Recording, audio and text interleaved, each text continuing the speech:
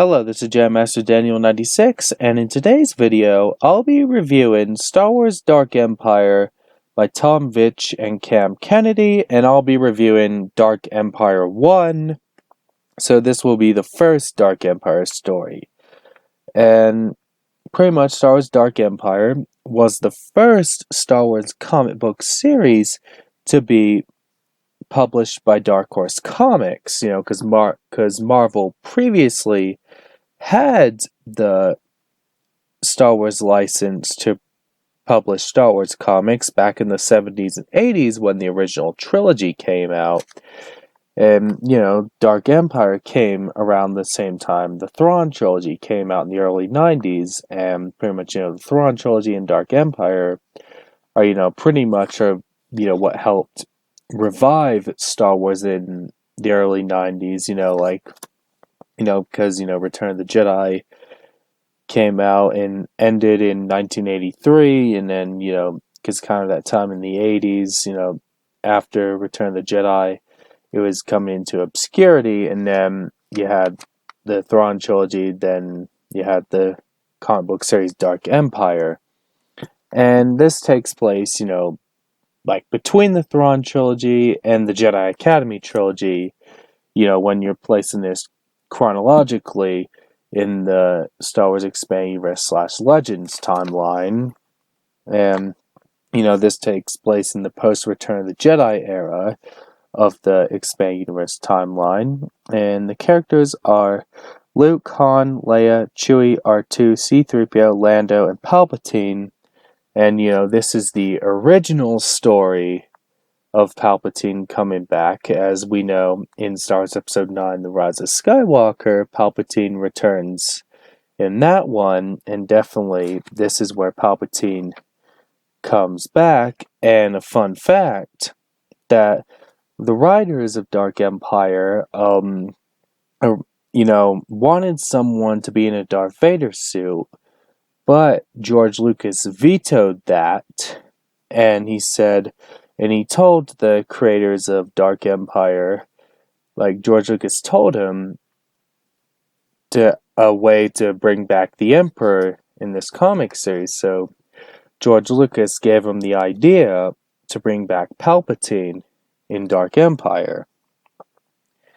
And pretty much, it starts off where Han, Leia, Chewie, and C-3PO arrive. Then Luke feels something in the Force.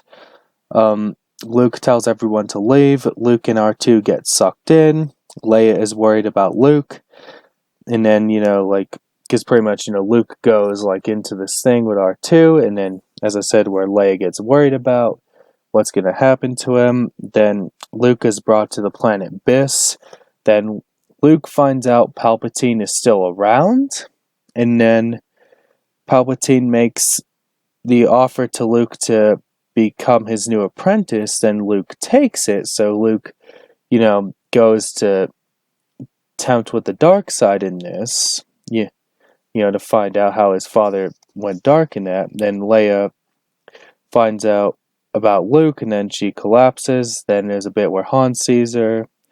Then Han and Leia go to Nar Shaddaa to see old friends of Han as they go on their quest to find Luke. And then Han's old friends are named Shrug and Zala.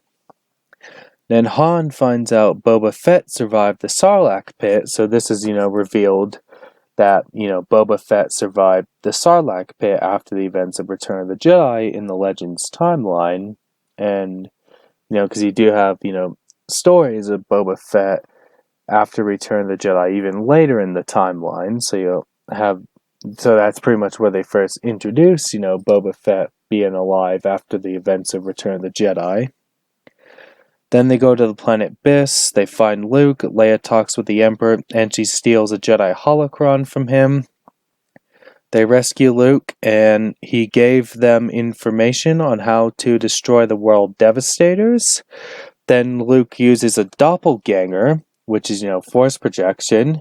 So even this comic book series, in this comic, Luke uses a doppelganger just like he did in The Last Jedi. So kind of two things that the expanded universe and the sequel trilogy did.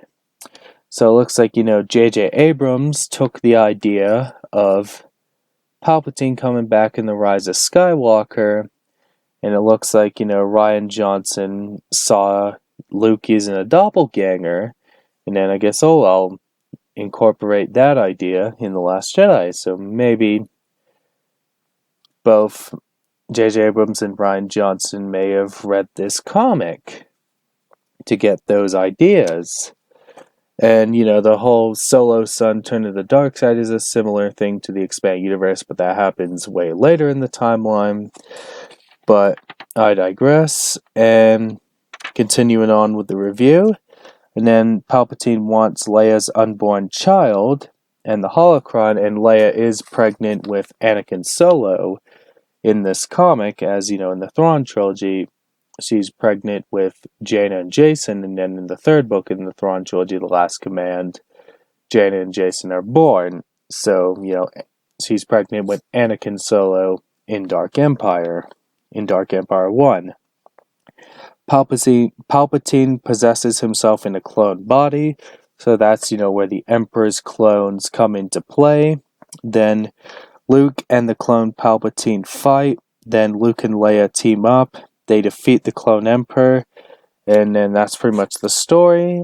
And I thought this was a good read, and I know it has been a bit kind of a divided story. I know for years that's one of the things where people would attack the expanded universe is the clone emperor, but now since The Rise of Skywalker has brought Palpatine back, so really it's both timelines now have Palpatine returning after the event of Return of the Jedi.